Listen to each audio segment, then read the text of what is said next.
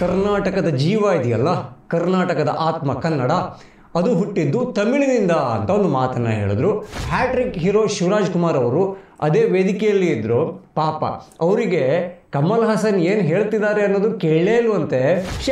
ಈ ಶಿವಣ್ಣ ಒಬ್ಬಂಟಿ ಆಗೋದ್ರಲ್ಲ, ನಾನೀಗ ಎಂಟ್ರಿ ಕೊಡಲೇಬೇಕಲ್ಲ, ಹೇಳಿ ಕೇಳಿ ಕನ್ನಡ ಮತ್ತು ತಮಿಳು ವಿವಾದ ಕೇಳಬೇಕಾ? ಭಾಷಾ ಅಭಿಮಾನವೇ ಇಲ್ಲದ ಅಭಿಮಾನ ಶೂನ್ಯರು ಅಂತ ಕರೀತಾರಲ್ಲ, ಅದಕ್ಕೆ ಪರ್ಫೆಕ್ಟ್ ಎಕ್ಸಾಂಪಲ್ ಅಂದರೆ ನಟ ಕಿಶೋರ್. ಕನ್ನಡದಿಂದ ತಮಿಳು ಹುಟ್ಟಿದೆ ಅಂತ ತಮಿಳುನಾಡಿನಲ್ಲಿ ನಿಂತ್ಕೊಂಡು ಹೇಳೋ ತಾಕತ್ತೇನಾದರೂ ನಿಮಗೆ ಇದೆಯಾ?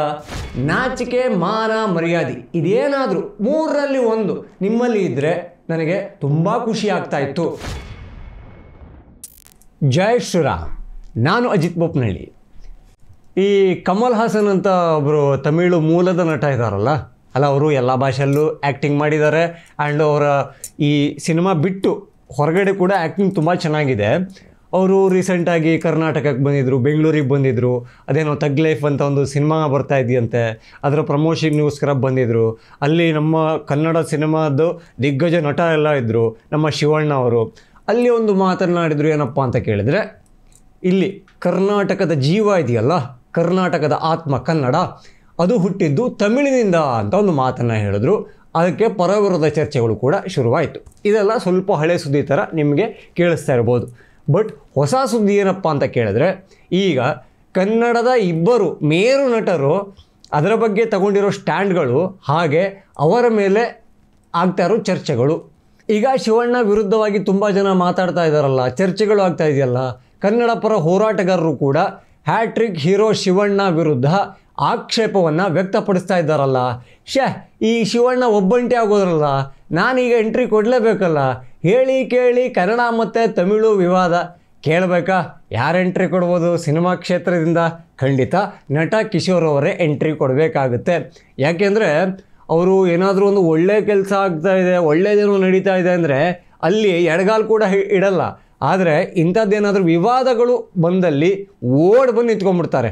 ಅದೇ ಥರ ಈಗ ಅವರು ಓಡ್ ಬಂದು ಕಮಲ್ ಹಾಸನ್ ಪರ ಬ್ಯಾಟ್ ಬೀಸೋಕ್ಕೆ ಶುರು ಮಾಡಿದ್ದಾರೆ. ಏನಪ್ಪ ಅವರ ಬಾಯಿಂದ ಬಂದಿದ್ದು ಅಂತ ಕೇಳಿದ್ರೆ, ಈ ತಮಿಳಿಂದ ಕನ್ನಡ ಹುಟ್ಟಿದೆ ಅಂದರೆ ಅದು ಹಿಂಗೆ ಬೇಜಾರಾಗೋ ವಿಚಾರ ಆಗುತ್ತೆ, ತಪ್ಪು ಹೆಂಗಾಗುತ್ತೆ? ಈಗ ನಾನು ನನ್ನ ತಾಯಿಯ ಹೊಟ್ಟೆಯಲ್ಲಿ ಹುಟ್ಟಿ ಬಂದಿದ್ದೀನಿ ಅಂತ ಕೇಳಿದ್ರೆ ಅದು ನನಗೆ ಅವಮಾನ ಅಥವಾ ತಾಯಿಗೆ ಅವಮಾನ ಅಂದರೆ ಹೇಗೆ ನಾವು ನೋಡಬೇಕಾಗುತ್ತೆ ಅಂತ ಕೇಳಿದ್ದಾರೆ.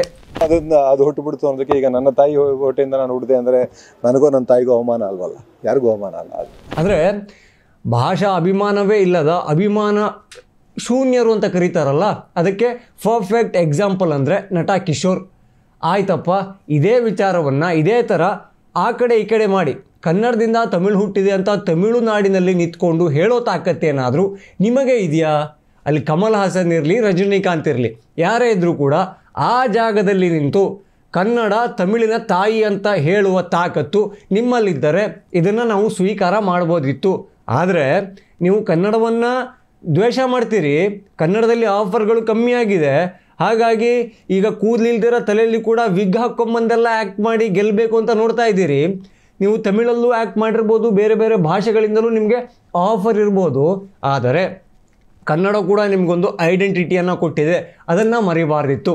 ಹಾಗೆ ಕಮಲ್ ಹಾಸನ್ ಅವರು ಯಾರು? ಒಬ್ಬ ನಟ, ಭಾಷಾ ವಿಜ್ಞಾನಿ ಅಲ್ಲ, ಇತಿಹಾಸಕಾರ ಅಲ್ಲ.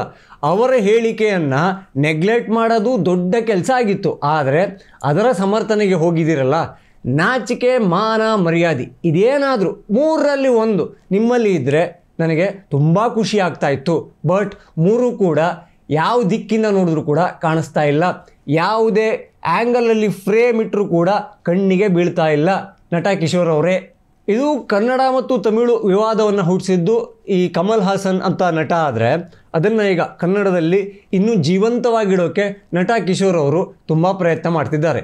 ಇನ್ ಕೇಸ್ ಇದೇನಾದರೂ ತಮಿಳು ಅಥವಾ ಹಿಂದಿ ಆಗಿಬಿಟ್ಟಿದ್ರೆ, ತಮಿಳು ವರ್ಸಸ್ ಹಿಂದಿ, ಕನ್ನಡ ವರ್ಸಸ್ ಹಿಂದಿ ಆಗಿಬಿಟ್ಟಿದ್ರೆ ನಟ ಕಿಶೋರ್ ಅವರು ತುಂಬ ಮುಂದೆ, ಎಲ್ಲರಿಗಿಂತ ಮುಂದೆ ಬಂದು ನಿಂತು ಮಾತಾಡ್ತಾಯಿದ್ರು.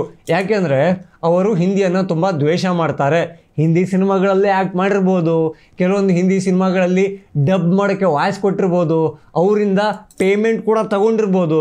ಆದರೆ ಹಿಂದಿ ವಿಚಾರಕ್ಕೆ ಅವರು ತುಂಬ ದ್ವೇಷ ಮಾಡ್ತಾರೆ. ಯಾಕಾಗಿ? ಅವ್ರದ್ದೊಂದು ಕೆಲವೊಂದಿಷ್ಟು ರಾಜಕೀಯ ನಿಲುವುಗಳಿದ್ದಾವೆ. ನರೇಂದ್ರ ಮೋದಿ ಅವ್ರನ್ನ ಕಂಡ್ರೆ ಆಗೋದಿಲ್ಲ. ಅವರ ಪ್ರಕಾರದಲ್ಲಿ ನರೇಂದ್ರ ಮೋದಿಯವರೇ ಈ ಸೌತ್ ಇಂಡಿಯಾದಲ್ಲಿ, ದಕ್ಷಿಣ ಭಾರತದಲ್ಲಿ ಹಿಂದಿಯನ್ನು ಹೇರಿದ್ದಾರೆ, ಹೇರಿ ಎಲ್ಲರನ್ನೂ ಅದರಲ್ಲಿ ಕೆಳಗಡೆನೇ ಬದುಕೋ ಥರ ಮಾಡಿದ್ದಾರೆ ಅನ್ನೋ ಅಭಿಪ್ರಾಯವನ್ನು ಅವರು ಹೊಂದಿದ್ದಾರೆ. ಆಗಾಗ ಮೋದಿ ವಿರುದ್ಧ ಮಾತಾಡ್ತಾನೆ ಇರ್ತಾರೆ. ಭಾಷಾ ವಿಚಾರಕ್ಕಂತೂ ಅವರ ಅಭಿಪ್ರಾಯವನ್ನು ವ್ಯಕ್ತಪಡಿಸ್ತಾನೆ ಇರ್ತಾರೆ. ಆದರೆ ಅವ್ರಿಗೆ ಗೊತ್ತಿಲ್ಲ, ನಾನು 5ನೇ ಕ್ಲಾಸಲ್ಲಿದ್ದಾಗಲೇ ನನಗೆ ಹಿಂದಿ ಆಪ್ಷನ್ ಇರಲಿಲ್ಲ. ಪ್ರೈಮರಿ ಸ್ಕೂಲಲ್ಲಿ ಹಿಂದಿ ತಗೊಳ್ಳೇಬೇಕಿತ್ತು. ಹಿಂದಿ ಹೆಂಗೆ ಪಾಸ್ ಆದ್ನೋ ದೇವರಣೆ ಗೊತ್ತಿಲ್ಲ. SSLCಲಂತೂ ಈ ಹಿಂದಿ ಎಕ್ಸಾಮ್ ದಿವಸ ಜ್ವರ ಬರೋ ಥರ ಆಗಿತ್ತು. ಯಾವುದೋ ಒಂದು ಪೋಯಮ್ ಒಂದು ನೆನಪಿತ್ತು, ಗಾಯ್ ಹಮಾರೆ ಗೋರಿ ಹೈ ದೇಖೋ ಕಿತನಿ ಪ್ಯಾರಿ ಹೈ ಅನ್ನೋ ಥರದ್ದೇನೇನು. ಆ ಹಿಂದಿಯನ್ನು ಮೋದಿಯವರು ನನಗೆ ಗೊತ್ತಾಗೋದ್ರೊಳಗೇನೆ ಆಲ್ರೆಡಿ ಬಂದಿತ್ತು. ಆದರೆ ಈಗಿನ ಎಡಚರರ ಪ್ರಕಾರ ಈ ಭಾರತದಲ್ಲಿ ಹಿಂದಿ ಹೇರಿಕೆಯನ್ನು ಮೋದಿ ಅಮಿತ್ ಶಾ ಅವರು ಮಾಡ್ತಾ ಇದ್ದಾರೆ ಅಂತ. ಹೀಗಾಗಿಯೇ ಸಾಕಷ್ಟು ಬಾರಿ ನಟ ಕಿಶೋರ್ ಅವರು ಅವ್ರದ್ದೊಂದು ಸ್ಟ್ಯಾಂಡರ್ಡ್ ಇದೆ ಅಂತ ಜನ ಅಂದ್ಕೊಂಡಿರ್ತಾರಲ್ಲ, ಅದರ ಹೊರತಾಗಿ ನೀವು ಅಂದ್ಕೊಂಡಿರೋ ಸ್ಟ್ಯಾಂಡರ್ಡು ಇಲ್ಲಿಲ್ಲ, ತುಂಬ ಕೆಳಗಡೆ ಇದೆ, ಅದನ್ನು ಹೊರತಾಗಿ ಕೂಡ ನಾನು ಮಾತಾಡ್ತೀನಿ ಅಂತ ತಮ್ಮ ಎಲುಬಿಲ್ಲದ ನಾಲಿಗೆಯನ್ನು ತೀರಾ ಸಡ್ಲು ಮಾಡಿದ್ದಾರೆ. ಮೋದಿ ಸಾರ್ವಜನಿಕ ಜೀವನ ಬಿಟ್ಟಾಕಿ ಮನುಷ್ಯನಾಗಿರೋಕೆ ನಾಲಾಯಕ್ ಅಂತ ಪ್ರಧಾನಿ ವಿರುದ್ಧ ಇದೇ ಕಿಶೋರ್ ಕುಮಾರ್ ನಾಲಿಗೆಯನ್ನು ಹರಿಬಿಟ್ಟಿದ್ರು.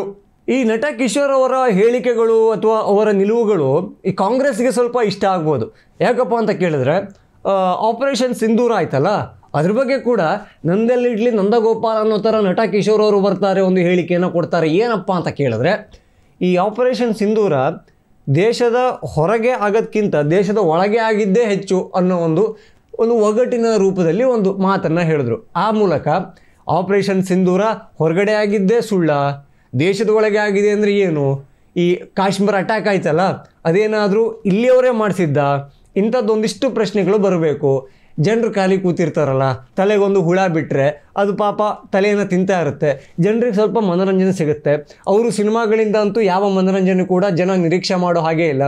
ಈ ಥರ ಅರ್ಥವಿಲ್ಲದ ಹೇಳಿಕೆಗಳ ಮೂಲಕ ಒಂದಿಷ್ಟು ಸ್ಟೇಟ್ಮೆಂಟು, ಒಗಟಿನ ರೂಪದ ಮಾತುಗಳನ್ನು ಆಡ್ಬಿಟ್ರೆ ಜನ ಎಂಗೇಜ್ ಆಗಿರ್ತಾರೆ ಅನ್ನೋ ಅರ್ಥದಲ್ಲಿ ಏನಾದರೂ ಮಾತಾಡಿದ್ರ, ಇದೊಂದು ಒಗಟಿಗೆ ಉತ್ತರವನ್ನು ನಟ ಕಿಶೋರ್ ಅವರೇ ಕೊಡಬೇಕಾಗುತ್ತೆ. ಅವರು ಎಷ್ಟೊಂದು ಸಂಪಾದನೆ ಮಾಡಿದ್ದಾರೆ ಗೊತ್ತಾ? ಲೆಕ್ಕಾಚಾರದಂತೆ ನಟ ಕಿಶೋರ್ ಅವರು ಪ್ರೊಫೆಷ್ನಲ್ ಆ್ಯಕ್ಟರು, ಆದರೆ ಅವರು ಸಿನಿಮಾದಕ್ಕಿಂತ ಹೆಚ್ಚು ಕಮಾಯಿ ಮಾಡಿಕೊಂಡಿದ್ದು ನನಗೆ ಅನಿಸಿದ ಪ್ರಕಾರ ಈ ರಾಜಕೀಯ ಪಕ್ಷಗಳಿಂದ. ಅಂದರೆ ರಾಜಕೀಯ ಪಕ್ಷ ಅಂದರೆ BJPಯನ್ನು ಸೇರಿಸ್ಕೋಬೇಡಿ, ಅವರಿಗೆ BJP ಅಂದರೆ ಕನಸಲ್ಲೂ ಆಗಲ್ಲ, ಮನಸ್ಸಲ್ಲೂ ಆಗಲ್ಲ, ಅದು ಅವರ ರಾಜಕೀಯ ಇಚ್ಛೆ, ಆಸಕ್ತಿ. ಆದರೆ ಕಾಂಗ್ರೆಸ್ ಅವರು ಪಾಪ ನಟ ಕಿಶೋರ್ ಅವರನ್ನು ತುಂಬ ಚೆನ್ನಾಗಿ ಸಾಕ್ತಾ ಇದೆ. ಹೆಂಗೆ ಅಂತ ಕೇಳಿ, ಈ ಮೋದಿ ವಿರುದ್ಧ ಮಾತಾಡಿ ಅಣ್ಣ ಒಂದು ಟ್ರೆಂಡನ್ನು ಸೆಟ್ ಮಾಡಿದ್ರು. ಕರ್ನಾಟಕದಲ್ಲಿ ಯಾವುದೇ ವಿಚಾರಕ್ಕೆ ಅದು ಅಗೇನಸ್ಟ್ ಮೋದಿ ಮಾತಾಡಬೇಕು ಅಂದರೆ ನಾನು ಬಂದೇ ಬರ್ತೀನಿ, ಎಲ್ಲೇ ಇರಲಿ ಹೇಗೆ ಇರಲಿ ಎಂಟ್ರಿ ಕೊಡ್ತೀನಿ.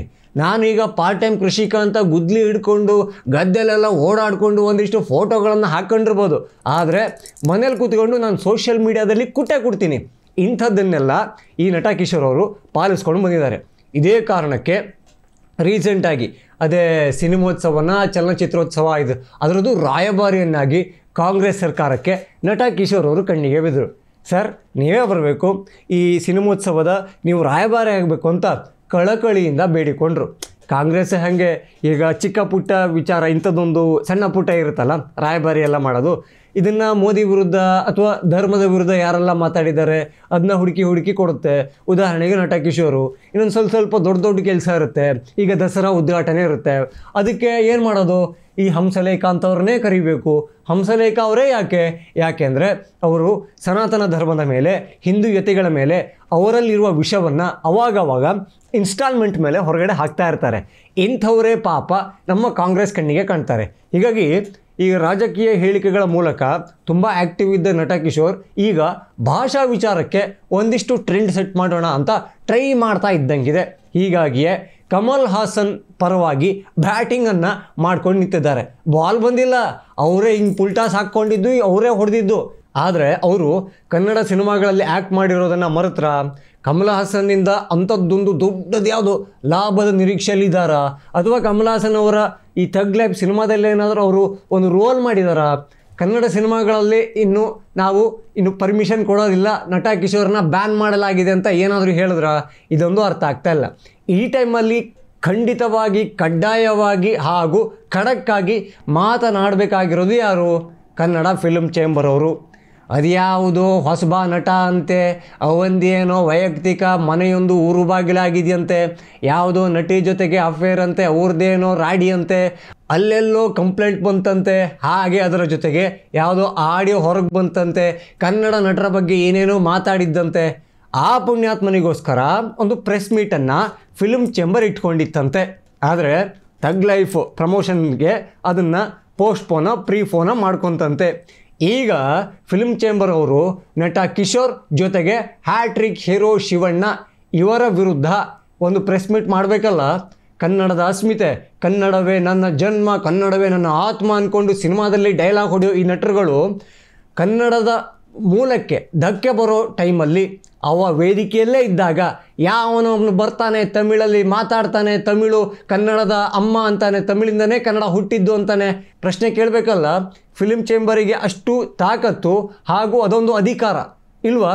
ಇಲ್ಲ ಅಂದ್ಬಿಟ್ರೆ ಅದನ್ನಾದರೂ ಪ್ರೆಸ್ ಮೀಟ್ ಮಾಡಿ ಹೇಳಿ, ಜನರಿಗೆ ಗೊತ್ತಾಗಲಿ. ಇಲ್ಲ ಅಂದರೆ ಒಂದು ಫಿಲ್ಮ್ ಚೇಂಬರ್ ಇದೆ, ಅದು ಕನ್ನಡಕ್ಕೆ ಈ ಕನ್ನಡ ನಟರಿಂದ, ಬೇರೆ ಯಾವುದೋ ವೃತ್ತಿಯವರಿಂದ ಆಗಿದ್ರೆ ಫಿಲ್ಮ್ ಚೇಂಬರ್ ಎಂಟ್ರಿ ಕೊಡಬೇಕು ಅಂತ ಯಾವನು ಕೇಳ್ತಾ ಇರಲಿಲ್ಲ ಸ್ವಾಮಿ. ನಿಮ್ಮ ನಟರುಗಳಿಂದಲೇ ಏನೋ ಧಕ್ಕೆ ಆಗ್ತಾ ಇದೆ. ಕನ್ನಡದ ಪರವಾಗಿ ನಿಲ್ಲಬೇಕಿತ್ತು, ಆದರೆ ನಟನ ಪರವಾಗಿ, ತಮಿಳಿನ ಪರವಾಗಿ ನಿಲ್ತಿದ್ದಾರೆ. ಇದಕ್ಕೆ ಉತ್ತರ ಕೇಳಬೇಕಲ್ಲ. ನೀವು ಒಂದು ಕೋರ್ಟ್ ಥರ ಆ್ಯಕ್ಟ್ ಮಾಡಬೇಕಲ್ಲ. ಆ್ಯಕ್ಟ್ ಬರಲ್ವಾ ಫಿಲ್ಮ್ ಚೇಂಬರ್ ಅವರು? ಗೊತ್ತಿಲ್ಲ ನನಗೆ. ಇಷ್ಟೆಲ್ಲದ್ರ ಮಧ್ಯೆ ಕಮಲ್ ಹಾಸನ್ನು ಅಣ್ಣ ಬಂದ, ಸಿನಿಮಾನ ಪ್ರಮೋಷನ್ ಮಾಡ್ದ, ಒಂದು ವಿವಾದಾತ್ಮಕ ಹೇಳಿಕೆಯನ್ನು ಕೊಟ್ಟ, ಹೋದ. ಇದೆಲ್ಲದರ ಮಧ್ಯೆ ಈಗ ಕನ್ನಡಿಗರು ಏನು ಮಾಡಬೇಕು? ಥಗ್ ಲೈಫ್ ಅಂತ ಸಿನಿಮಾ ಬರುತ್ತಲ್ಲ, ಯಾವೆಲ್ಲ ಥಿಯೇಟ್ರಲ್ಲಿ ರಿಲೀಸ್ ಆಗುತ್ತಲ್ಲ, ರಿಲೀಸ್ ಆದಾಗ ಕಮಲ್ ಹಾಸನ್ ಇಂಪಾರ್ಟೆಂಟೋ ಅಥವಾ ಕನ್ನಡವೋ ಅನ್ನೋದನ್ನು ಪ್ರಶ್ನೆಯನ್ನು ಕೇಳಿಕೊಂಡು ಹೋಗಬೇಕೋ ಬೇಡವೋ ಇದನ್ನು ನಿರ್ಧಾರ ಮಾಡಬೇಕು. ಏನಂತೀರಾ? ಜೈ ಶ್ರೀರಾಮ್.